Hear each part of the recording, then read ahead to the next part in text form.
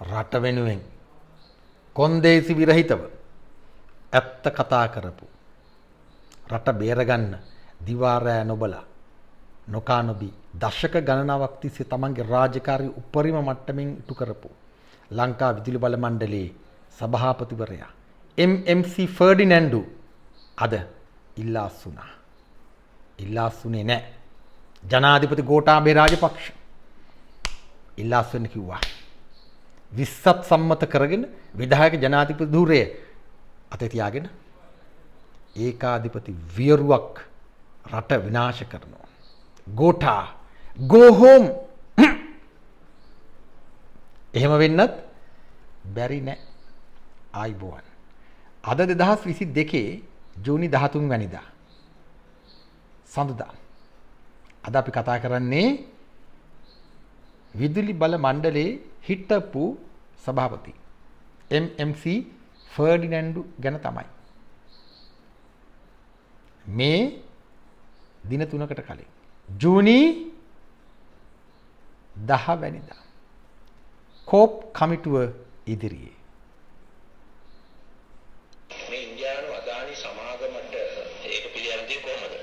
හරි. ඉන්දියාවෙන් ඒ සම්බන්ධයෙන් ඉන්දියා රජයෙන් නිවේදනයක් තියෙනවා. එල්ලීමක් තියෙනවාද? අපේ නියෝජිතයා මේ අයි මේ කියන ඉන්දියානු ප්‍රොජෙක්ට් එක කැබිනට් මණ්ඩලය හරහා තීරණය වෙලා තියෙනවද? කැබිනට් මණ්ඩලයට ජනාධිපතිතුමාම කැබිනට් මණ්ඩලයට දාලා ඒක තීරණය වෙලා තියෙනවා. හරි. එතකොට මේ මෙතුමා කියපු ඒ කාරණේම අදානි ව්‍යාපෘති ඉන්දියානු රජයේ ප්‍රෙසන්ටේෂන් එකක් හරි නැත්නම් ඒගොල්ලන්ගේ රෙකග්නයිස් පාටි එකක් විදියට ඇවිල්ලා තියෙනවද? මෙහෙමයි ඇත්ත වශයෙන්ම ජනාධිපතිතුමා මාව සාකච්ඡාවකින් පස්සේ ගෙන්නලා මම හිතන්නේ ගිය නොවැම්බර් 24 වෙනිදා වගේ කිව්වා මේ අදානි සමාගමට දෙන්න මේක ඉන්දියා ගමති මෝඩි කියනවා මට බල කරනවා මේක දෙන්නේ කියලා කියලා.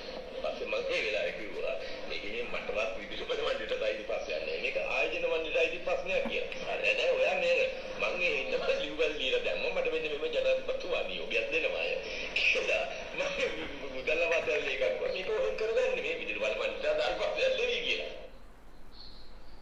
ඔන්න වැඩේ. හිනා තමයි.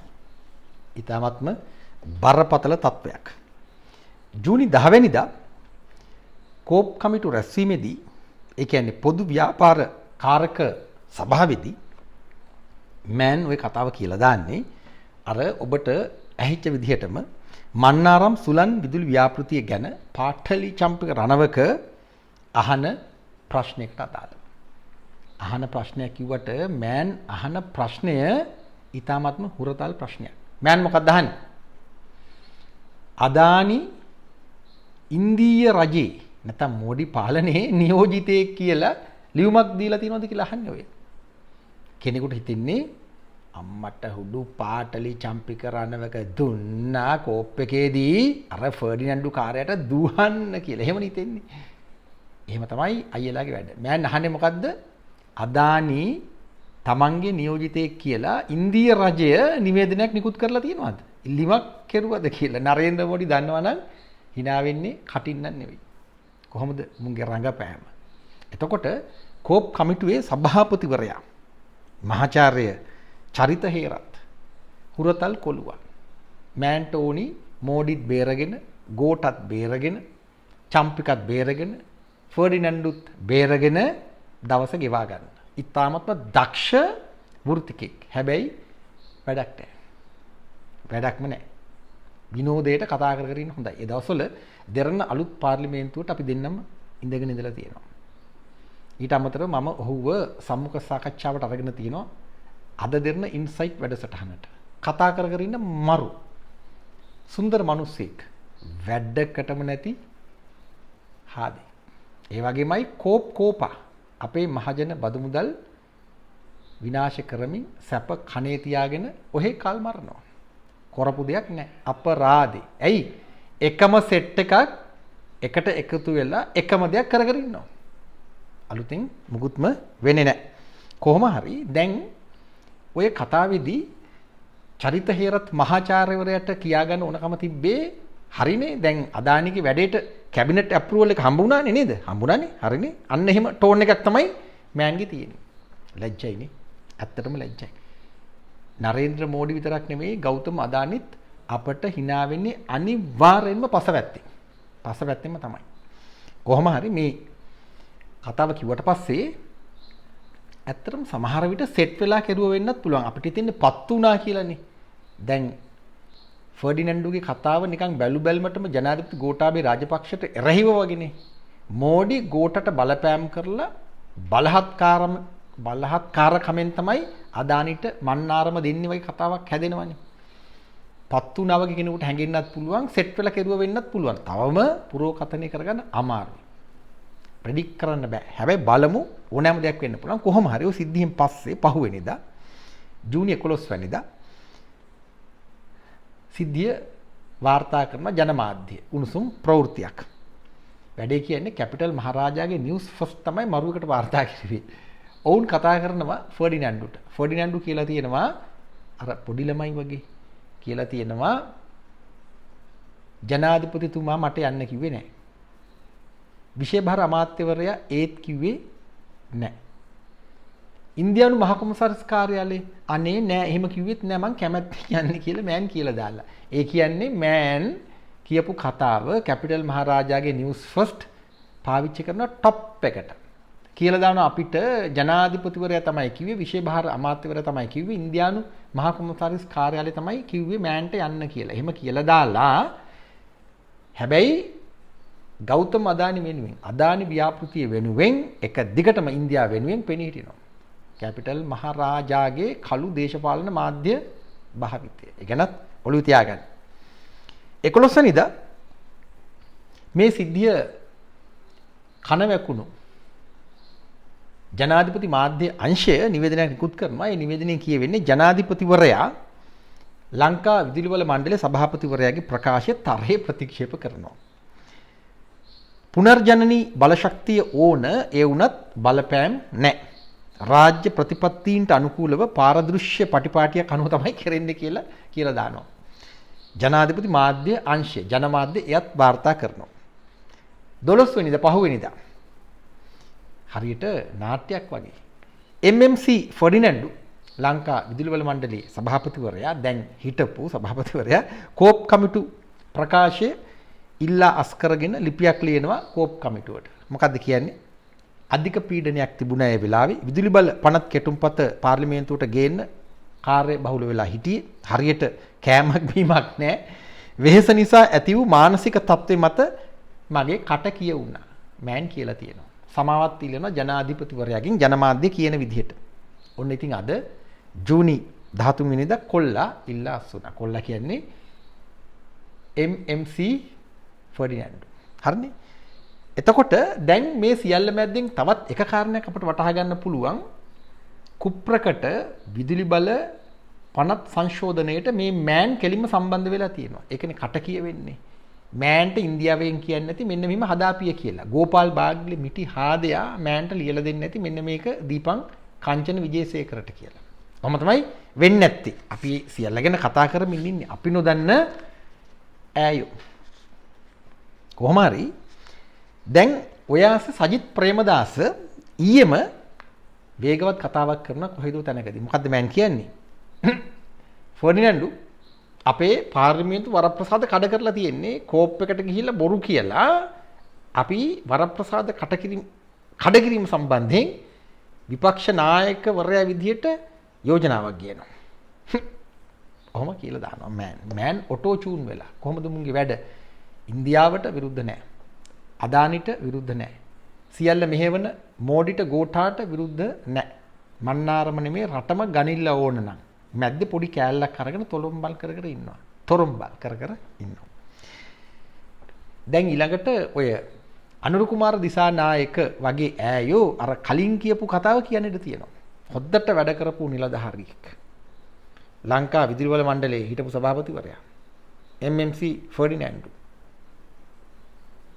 ඔහුට වැඩ කරන්න දුන්නේ නැහැ ජනාධිපතිවරයා. විධායක බලය පාවිච්චි කරලා මෑන්ට ඉල්ලා අස්වෙන්න කිව්වා. ඒ නිසා අපි විධායක ජනාධිපතිවරයට කෙල්ලලා දාන්න ඕන කියලා කියන්න හොඳටම ඉඩ තියෙනවා. හොඳටම ඉඩ තියෙනවා. පාඨලි චම්පික රණවකත් ඒ විදිහටම කියන්න ඉඩ තියෙනවා. දැන් කට්ටියම සද්ද නැතු ඉන්නවා නිකන් වැඩේ පත්තු වෙලා වගේ කියලා හිතලත් කරන්නේ නැති නිහඬව පැත්තක් ගහලා වගේ ඉන්නවා. අද වැඩි සද්දයක් නැහැ ඒ ගැන. ජනමාධ්‍ය සාකච්ඡා වොයිස් කට් මුකුත් නැහැ. MMC ෆර්ඩිනැන්ඩෝ අනාගත සාකච්ඡාවකට ගන්න මෑන් ගැනත් අපි පොඩි හඳුනා ගැනීමක් කරන්න ඕනේ. නැත්නම් මේ සංවාදයේ එච්චරම සම්පූර්ණ වෙන්නේ නැහැ. මෑන් විශ්වවිද්‍යාල ජීවිතේ ට්‍රොස්කිවාදියෙක්. ඒ කියන්නේ හතරවෙනි ජාත්‍යන්තරේ දැන් ඔය විජේ ඩයස්ලගේ සගේක් ඒ කාලේ. හතරවෙනි ජාත්‍යන්තරේ. කොහොමද විද්‍යාත්මක සමාජවාදයට වෙච්ච දේ අන්තිමට. හොරු තක්කඩි දූෂිතයෝ කුණු වෙච්ච නිලධාරීන් නිර්මාණය කරන දේශපාලන ධාරාවක් බවට පත් වෙලා. ඔබ හිතාගන්න ඒ කාලේ 60 දශකයේ මේ MMC ෆර්ඩිනැන්ඩෝ කියන්නේ අද වසන්ත මුදලිගේ වගේ හාදි. එහෙම තමයි පැහැදිලි සාක්ෂි අපට කියා දෙන්නේ. ඊට පස්සේ රාජ්‍ය සේවයට ඇවිල්ලා විවිධ තනතුරු දරලා විවිධ පාලකයෝ යටතේ අවසානයේදී අමාත්‍යාංශ ලේකම් ධූරය දක්වාම යනවා. එයනේ රාජ්‍ය සේවයේ ඉහළම තනතුරු හැටියට සැලකෙන්නේ. ඊට පස්සේ දැන් ඔන්න අස්වනතුරු ලංකා විදුලි බල මණ්ඩලයේ සභාපතිවරයා. කතාවේ හැටියට මහින්ද රාජපක්ෂගේ ඉතාමත්ම සමීපතම ගෝලයෙක් හිතා ගන්න පුළුවන් නේ. හොද්දට හොරා කාලා කරන්න පුළුවන් උප්පරිම තක්කඩිකම් කරපු නිලධාරියෙක් හැටියට තමයි ඔහුව දන්නේ. ඔහුත් එක්ක වැඩ කරපු අය. ඒ වගේම මහින්ද පාඨලි ක්‍රීඩාවක් කරනවානේ 2015 කිට්ටු වෙනකොට අමුතු සෙල්ලමක් දෙන්න දෙපැත්තේ ඉඳලා මතකනේ. අර ලෙන් දොර බින්දගෙන එහෙම කට්ටිය ඇවිල්ලා අන්තිම සෙල්ලම දෙන්නේ. ඒ සෙල්ලමෙත් මහින්දට පක්ෂව ඒ මොහොතට අදාළව පාඨලීට විරුද්ධව මෑන් හිට ගන්නවා. හිට ගන්නවා කියන්නේ නිකන් කොචොක් කර කර ඉන්නවා. වැඩිවාසි මහින්දගෙන් දැන් මොනවා කරනවද කියලා දන්නේ නැහැ. කොහොම හරි දේශපාලන දෛවය කියන්නේ කෝප් කමිටු ක්‍රීඩාවේදී යලි දෙන්න මුණ ගැහෙනවා. පාඨලි සහ ෆර්ඩිනැන්ඩෝ මේ අමුතු කතන්දර.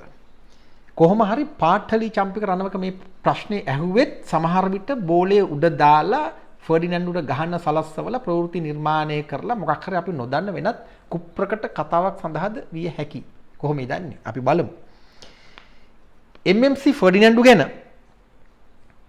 අපි කතා කරලා තියෙනවා. ඊට අදාළ වැඩසටහන් මාලාවක්ම තිබෙනවා. චාපාවන් ජියෝපොලිටික්ස් ඉලෙක්ට්‍රිසිටි කොහොමද ඉංජිනේරු මාෆියාව ඇතුළු ජාවාරම් කරුවන් හදිසි විදුලි මිලදී ගැනීම හරහා මහජන මුදල් ගසා කන්නේ. අපේ විදුලි බිල්පත ගසා කන්නේ. එතකොට ඒ උඩම ඉන්නේ MMC ෆර්ඩිනැන්ඩෝ. හරිනේ. ඒ ගැන අපි එක දිගටම සාකච්ඡා කරලා තියෙනවා.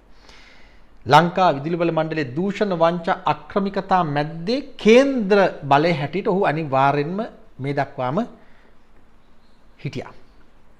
මේ නිලධාරී වලල්ලක කතාවක්. කළු නිලධාරී වලල්ලක කතාවක්. ඒක උදාහරණයක් ඔබට කියන්න. මේ MMC ෆර්ඩිනැන්ඩෝගේ සමීපතම සගයෙක් තමයි ලෝලිත අබේසිංහ. මතකද? ලෝලිත අබේසිංහ. අපි සැහැණ ප්‍රමාණයකට ඔහු ගැන කතා කරුවා. අපි විතරක් නෙවෙයි රටම කතා කරුවා. චීන කුණු පොහොර ඉන්දියානු කුණු පොහොර මැද්දෙන්. ඔහු මාතෘකාවක් බවට පත් වුණා. චෙලිනා කැපිටල් කෝපරේෂන් ප්‍රයිවට් ලිමිටඩ්. චීන කුණු පොහොර ජාවාරමේ මෙරට තරව් කරුවා. ලෝලිත අබේසිංහ. නැනෝ රජා කතාවටත් ඔහුගේ සම්බන්ධයක් තියෙනවා. මේ ලෝලිත අබේසිංහ MMC ෆර්ඩිනැන්ඩෝගේ සමීපතෙක්. ඔබ හිතා ගන්නකො එතකොට එක වර්ගයේ කුරුල්ලෝ එක ගහේ එක අත්තේ වහනවා. මේ ඊටත් එහා යන කළු වලල්ලක්. හැම දේශපාලන බල අධිකාරියක් එක්කම ක්‍රීඩාව එක දිගටම කරනවා. ඊළඟට ආසන්නතම සිද්ධිය තමයි කෙරවල පිටිය LNG කුප්‍රකට ගනුදෙනු යට නිව් ෆෝර්ට්‍රස් ව්‍යාපෘතියේ කතාව මැදත් මේ ඩබලම ඉන්නවා. ලෝලිත අබේසිංහ MMC ෆර්ඩිනැන්ඩෝ. එතකොට අපට හිතා ගන්න පුළුවන් අද මෑන් අස් වෙන්නේ සාමාන්‍ය තත්වයක් යටතේ නෙමෙයි. සමහර විට මන්නාරමේ අදානිගේ කළු ව්‍යාපෘතිය සඳහා බහරකරුවෙක් හැටියට පත් කරලා දන්නෙත් නැහැ. අපි කොහොමද දන්නේ? ඕනෑම දෙයක් වෙන්න පුළුවන්. නරේන්ද්‍ර මෝඩි කිව්වද දන්නේ නැහැ ෆර්ඩි අපේ අදානිත් එක සෙට් වෙලා වැඩ කරහන් කියලා. මන්නාරමේ. අපි දන්නේ නැහැ. ඕනෑම දෙයක් වෙන්න පුළුවන්. කතාවේ හැටියට ජනමාධ්‍ය තුල නොවුනත් සමාජ මාධ්‍ය තුල පට්ට ගහන හැටියට MMC ෆර්ඩිනැන්ඩෝගේ දරු පවුල සහ දේපොළ තියෙන ඕස්ට්‍රේලියාවේ. හරියට 11 කපටි නරිරංචි ප්‍රධාන නරිරාලගේ උදේ ගම්මන් පිළගේ කතාව වගේ තමයි. අන්තරේ රවට්ටන පෙරට්ටන්ට නායකත්වය ලබා දෙන කුමා ගුණරත්නම්ගේ කතාව වගේ තමයි. සමහර විට ඒ පවුල් යාළුත් ඇති. අනුරණන් අයර්ලන්තෙනේ මේ ඕස්ට්‍රේලියාව. එතකොට දැන් කෙනෙකුට හිතෙන්න පුළුවන්නේ සැකයට වගේ කොච්චර වැරදි කෙරුවත් එක්කෝ කියන්නේ බොරු කතා. ෆර්ඩිනන්ඩු මහත්මයා අවංකව වැඩ කරන්න හැදුවා ගෝඨා දුන්නේ නැහැ. බය කෙරුවා. ෆර්ඩිනන්ඩු මහත්මයා බය වුණා. එහෙම හිතෙන්න පුළුවන්නේ. බය වෙලා තමයි. බය වෙන්නේ මොකෝ එකට හොරා කාලා මේ සියලු හොරකම් වලට එකිනෙකා සම්බන්ධ නිසා එකෙක් මොකක් හරි වංගුවක් ගන්න හදපු ගමන් අනිත් උන් කියනවා සෙල්ලම් දාන්න එපා. දන්නවනේ? කියපු ගමන් අනිත් එකාට ඇඳුමි චූ යනවා. දැන් ෆර්ඩිනන්ඩුට කියන්නේ නැති ඔබ සෙල්ලම් දැම්මොත් ඔබේ දේපොළත් අපි අරගෙන නඩුත් අහලා බෝ හිරෙත් දාන ඔබට ආයි ෆැමිලි එකවත් බලන්න යන්න හම්බ වෙන්නේ නැහැ කියලා. එච්චර කියන්න ඕනෙත් නැහැ නිකන් පොඩි කැලලා කියලා දාන්න ඇති. එතකොටම yes sir 3 bag full කියලා මෑන් වැඩේට එකඟ වෙන්නේ නැති. ඊට පස්සේ ඉල්ලාස් කරගන්නත් ඇති. අපි දන්නේ නැහැ. ඔය ඉල්ලාස් කරගන්න කතාව කියන්නේ නැති අනිවාර්යෙන්ම ඉන්දියානු මහ කොමසාරිස් කාර්යාලයෙන්ම තමයි. ලෙඩක් නෙමේක දැන්. ලෙඩේ අපේ උන් ගැන හිතලා නෙමෙයි චීනු ගැන හිතලා. චීනු ෆෝම් වෙනවනේ. උඹලා ඉන්දියාවට බය ඉන්දියාවට දුන්නා අපිට බය නැහැ. එහෙම චීනු අහනවා. ඇමරිකාවේ ප්‍රශ්නයක් නැහැ. ඉන්දියාව කියන්නේ ඇමරිකාව නිසා. එහෙමනේ යන්නේ. Indoor Pacific China one belt one road. දැන් මේ සියල්ල මැද්දෙන් ඔබ වටහා ගත යුත්තේ මේ නිලධාරියේ කෙලින් වැඩ කරලා ඇත්ත කතා කරලා අස් වෙලා යනවා නෙවෙයි. එහෙම රැවටෙන්න එපා. මේ ගැන ඔබට අධ්‍යයනය කරන්න පුළුවන්. Chapa for Organic Agriculture, Chapa for Geopolitics, Electricity. තවත් විශේෂ වැඩසටහනක් තිබෙනවා බලන්න ඕන ඔබ. Chapa on White Collar Games. දැන් මේ සංවාදයේ තේමාවත් ඒ තමයි. එක දිගටම අපි කන්ටිනියු කරනවා. White Collar Games සංවාද මාලාව 2021 සැප්තැම්බර් 20 වෙනිදා බලන්න. ඒ වැඩසටහනේදී අපි කතා කරුවා තුෂාන් ගුණවර්ධන ගැන. මතකනේ? අපි යම් කලක් එකට වැඩ කරපු ගමන් සාගේ. අපි හිතුවා හොඳ නිලධාරියෙක් කියලා. පාරිභෝගික කටයුතු පිළිබඳ අධිකාරියේ විධායක අධ්‍යක්ෂවරයා. ඔහු රාජපක්ෂ පවුල වෙනුවෙන් ශෂින්ද්‍ර රාජපක්ෂ වෙනුවෙන් චමල් රාජපක්ෂ වෙනුවෙන් පොදුවේ රාජපක්ෂ පාලනය වෙනුවෙන් ඇමරිකාවේ ඉඳලා ඇවිල්ලා පාරිභෝගික කටයුතු පිළිබඳ අධිකාරියේ නියාමන බලයට කෙලින වැඩ කෙරුවා. අවසානයේ සියල්ල හෙළිදරව් වෙනවා. අපි ඔහු ගැන කතා කරනවා. ඔහු යනවා ඒ නික්ම යාම අනුර කුමාර දිසානායක මහනුවරදී අර්ථ නිරූපණය කරනවා. හොද්දට වැඩ කරන නිලධාරියෙක් තුෂාන් ගුණවර්ධන ජනාධිපති ගෝඨාභය රාජපක්ෂ ඉන්න දුන්නේ නැහැ.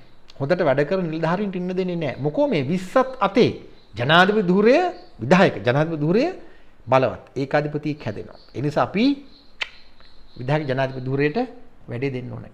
කෙලින්න ඕනේ. එතකොට ලාල් විජේනායක හරිනි අමරසූරිය හරිනේ ගෝඨා බල්ටිත් ගහනවා. මිලින්ද මොරගොඩ වොෂින්ටන් කොල්ලුව ඉන්ඩෝ පැසිෆික් ඒජන්ට් චීන තරවුකරුව නවදිල්ලී සිට දකුණු කකුලේ මහපටැඟිල්ල කටේ දාගෙන හපහප බඩ කසකස විනෝද වෙනවා. මෙන්න தત્ත්වය. මේ තමයි தત્ත්වය. ඊළඟට තවත් පුද්ගලෙක් අපි මේ සංවාදයේදීම අවධානයට ගත්තා.